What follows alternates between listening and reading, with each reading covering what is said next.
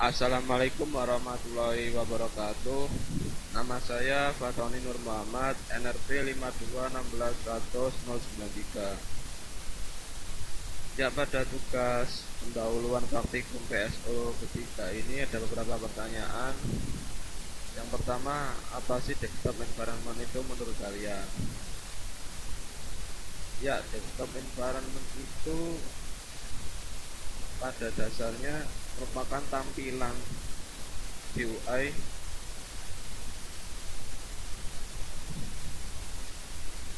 yang memperlihatkan kiasan meja kerja di layar komputer modern atau dalam bahasa Indonesia itu lingkungan desktop. Setiap sistem operasi itu pasti mempunyai lingkungan desktop masing-masing, mempunyai lingkungan desktop tersendiri. Nah, diartikan lain bahwa desktop environment ini merupakan seperangkat program-program dengan antarmuka grafis dalam library dan toolkit yang sama. Sebuah DE juga memiliki icon, wallpaper, toolbar, dan widget di dalamnya. Bahkan juga menyertakan aplikasi terintegrasi serta utilitasnya. Jadi DE ini perkembangannya seperti antarmuka grafis tampilan. Ya, untuk pertanyaan yang kedua, apakah DE mempengaruhi performa komputer atau tidak? Beberapa DE ini memiliki kebutuhan sistem yang cukup tinggi. Terkadang mereka juga memerlukan kapasitas dan daya yang cukup besar. Seperti ini ada KDE, GNOME, Cinnamon, dan Unity. Ini tidak bisa digolongkan sebagai DE yang bisa menghemat daya karena membutuhkan daya CPU dan RAM yang cukup tinggi.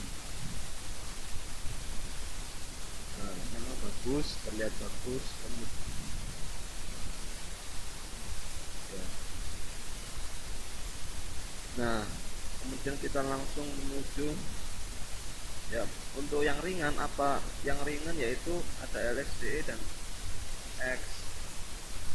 XSDE. Ini memiliki kebutuhan yang ringan. Bisa digolongkan sebagai DE yang menghemat daya. Aplikasi-aplikasi di dalamnya juga ringan, penggunaan RAM juga tidak terlalu besar. Langsung menuju nomor 4. Setelah itu cari tahu cara untuk merubah tema, wallpaper, dan icon. Ya, sebelumnya saya di sini akan mengasih tahu bahwa untuk DE yang saya pakai di Linux ini yaitu DE Unity. Jadi ciri-cirinya ada panel menu di bagian kiri layar dan panel taskbar di bagian atas layar. Ya, beberapa versi Ubuntu, ya saya lupa, sekitar versi 12 atau enggak 14 ke atas, ini menggunakan versi Unity. Cara untuk merubah tema sendiri ini kita bisa langsung menuju masuk ke sistem settings.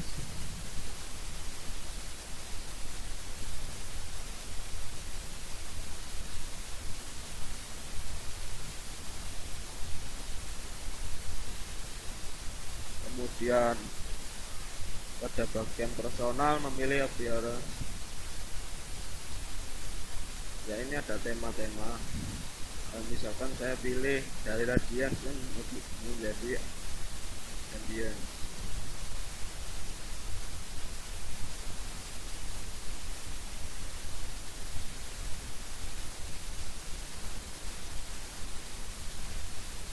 Nah, ini sudah terlihat berubah, temanya sudah berubah.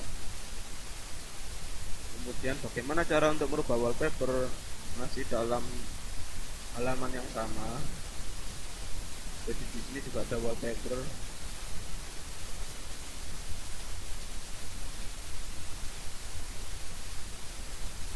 Nah, ini kita bisa memilih wallpaper mana yang kita inginkan. So, kita bisa memilih dari folder picture. Nah, ini ada gambar yang sudah saya download dari internet, kemudian open. Nah, ini sudah terbuka yang tadi. Kalau tersedia wallpaper, kita memakai wallpaper yang tersedia dari Google. Kemudian untuk mengubah icon, yang ketiga adalah mengubah icon. Ini kita bisa terlebih dahulu install Quickball, itu dengan menuliskan sudo apt-get install Gnome Quickball. Kemudian proses instalasi akan berjalan sampai selesai. Kemudian kita bisa langsung menuju aplikasi Quickball-nya. Nah, di bagian appearance, kemudian game, bawahnya ada icon. Kita bisa memilih misal dari Ubuntu Monostock menjadi Ubuntu Monolith atau Unity Icon Game. Ini berubah ya, atau suruh ini juga bisa berubah lagi tampilan iconnya. Jadi itu untuk tampilan icon.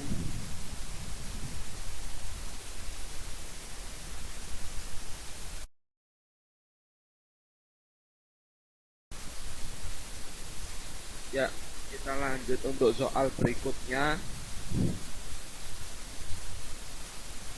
Dalam membuat aplikasi bisa berjalan pada terminal paling buka. Jadi seperti ini. Nah, bagaimana? Langsung saja. Nah, kita langsung masuk ke terminal ya. Nah, ini menuliskan, nah, perintah ini saya ambil dari sebuah situs yang mana fungsinya untuk melakukan instalasi paket. Kemudian kita ketikkan, ini proses sudah berjalan ya, kita ketikkan ya mod plus x screen x. Ya, untuk mengeksekusinya kita bisa mengetikkan screen x ya. Nah, tampilan sudah keluar, screen face-nya sudah keluar, dan ya ini adalah gambarnya. Keren sekali ya. Iya.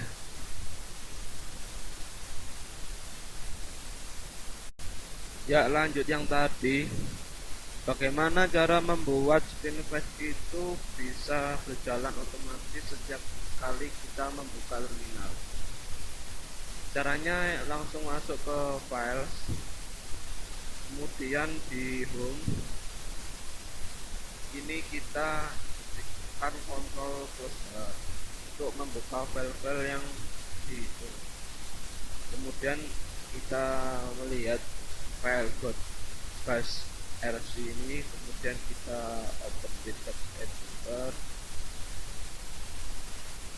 kita tambahkan di bawahnya, di bawah sendiri, dan mengetikkan // screen face. Nah, ini seperti ini. Kemudian kita simpan.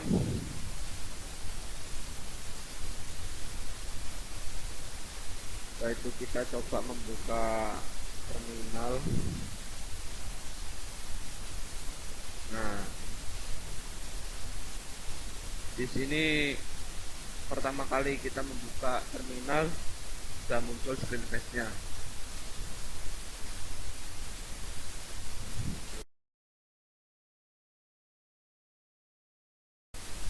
Ya, untuk soal selanjutnya yaitu menginstal salah satu aplikasi berikut ke komputer secara offline.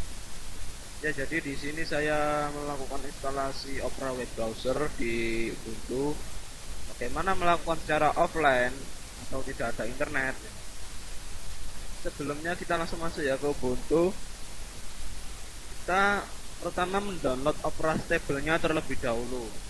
Nah, ini belum instalasi ya, baru mendownload. Kita mendownload Opera. Setelah terdownload, kita langsung masuk ke terminal. Ya, dengan beberapa kali percobaan ya, yang sempat tadi gagal. Ya, ini yang terakhir ini berhasil dengan mengetikkan sudo dpkgi Opera Stable 44025. Ini apa? Ini adalah sesuai dengan versi Opera Stable yang sudah di-download tadi. Dan sebelumnya kita pindah yang direktorinya ke download terlebih dahulu. Ya, sebelum melakukan sudo ini kita melakukan sudo apt-get install ya terhadap libbengo dan ya untuk pendukung instalasi secara offline ini. Nah, kita bisa lihat di search your komputer. Ya, ini ya kita melakukan keyword ya, kita mengetikkan keyword Opera sudah berhasil diinstal.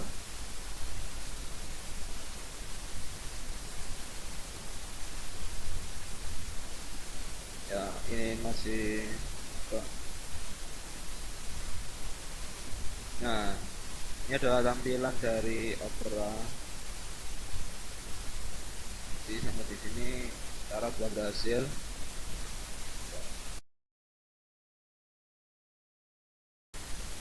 Ya, berlanjut ke soal repository.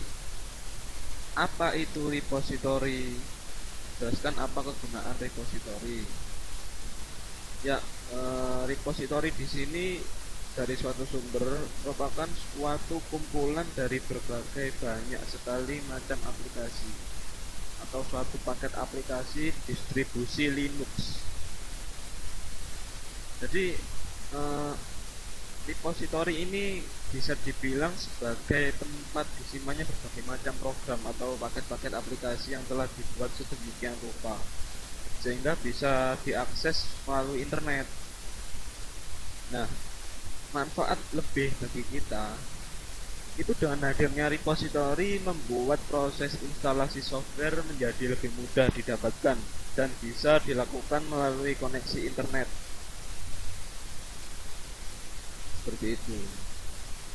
Nah, repository Ubuntu sebuah tempat yang berisikan ribuan software untuk proses. Jadi ini sangat memudahkan dalam instalasi software. Kemudian dependensi. Apa itu dependensi? Ya. Dependensi ini bisa disebut sebagai ketergantungan ya. Artinya apa? Bahwa dalam menjalankan sebuah paket itu terkadang dibutuhkan paket lain agar paket yang hendak dijalankan tersebut dapat berjalan dengan baik dan maksimal. Jadi misalnya di sini adalah paket D memiliki dependensi terhadap paket A, paket B, dan paket C. Berarti paket D akan berjalan dengan baik jika kita menginstal paket A, paket B, dan paket C. Ketiga paket tersebut harus diinstal agar paket D berfungsi dengan baik. Jadi kadang paket itu membutuhkan paket lain dan paket lainnya itu membutuhkan paket lainnya lagi agar dapat berjalan seperti itu. Nah, ada beberapa keuntungan adanya dependensi. Tentunya yaitu kemudahan pemaketan sebuah aplikasi. Jadi aplikasi tidak perlu memaketkan library ya. Tentu dapat meringkas ukuran aplikasi. Kemudian dapat menghemat space hard disk karena aplikasi tidak ukurannya bisa dihemat ukurannya, diringkas. Kemudian memudahkan pelayanan support berkaitan dengan aplikasi, memudahkan penanganan advokasi dan fleksibilitas aplikasi.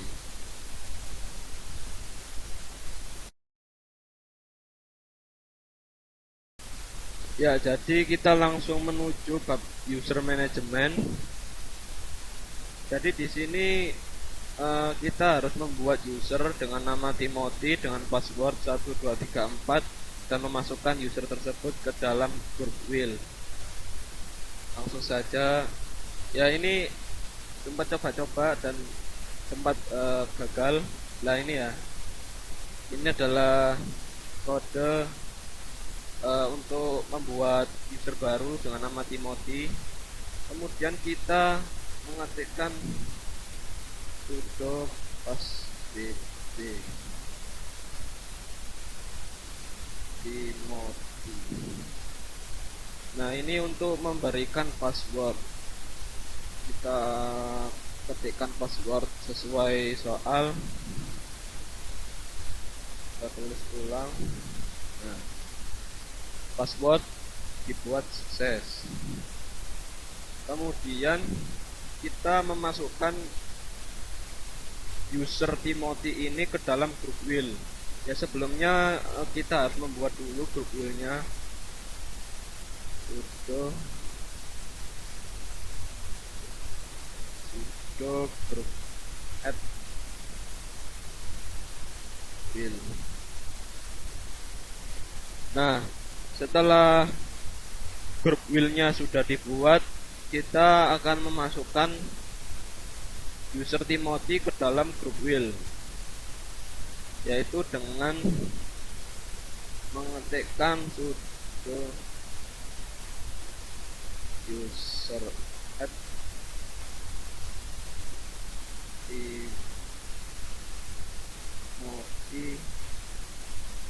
wheel. Ya, dengan mengetikkan sudo user add Timothy wheel. Oh, ternyata ada beberapa masalah. Kita coba tulis ulang dengan sintaks yang berbeda. Coba oke.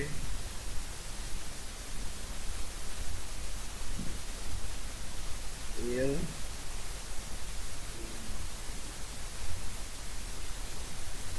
Nah, di sini user Timothy sudah berhasil dimasukkan ke grup wheel. Kita bisa mengeceknya dengan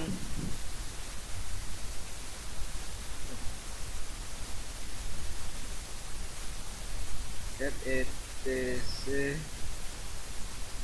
grup.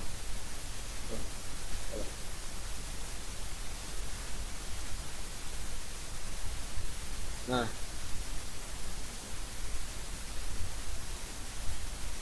ya ini ya. Nah, pada grup wheel ada sudah Timothy sudah masuk ke dalam grup wheel. Untuk selanjutnya yaitu membuat user dengan nama panggilan Anda, tapi menjadikan user ini sebagai user system seperti tadi. Cuma mungkin kita di sini akan memberikan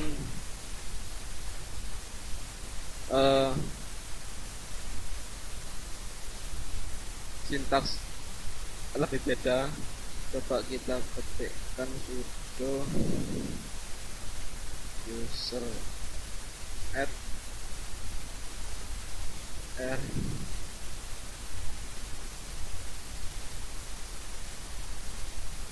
salah r user add.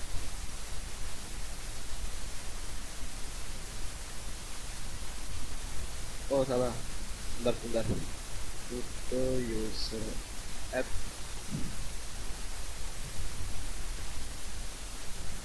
Nah, dengan perintah sudo user add strip r ya, kemudian itu untuk perintah untuk membuat user dengan menjadikan sistem. Kemudian kita membuat passwordnya dengan sudo passwd. Nah, kita mengisi dengan NRP kita. Eh,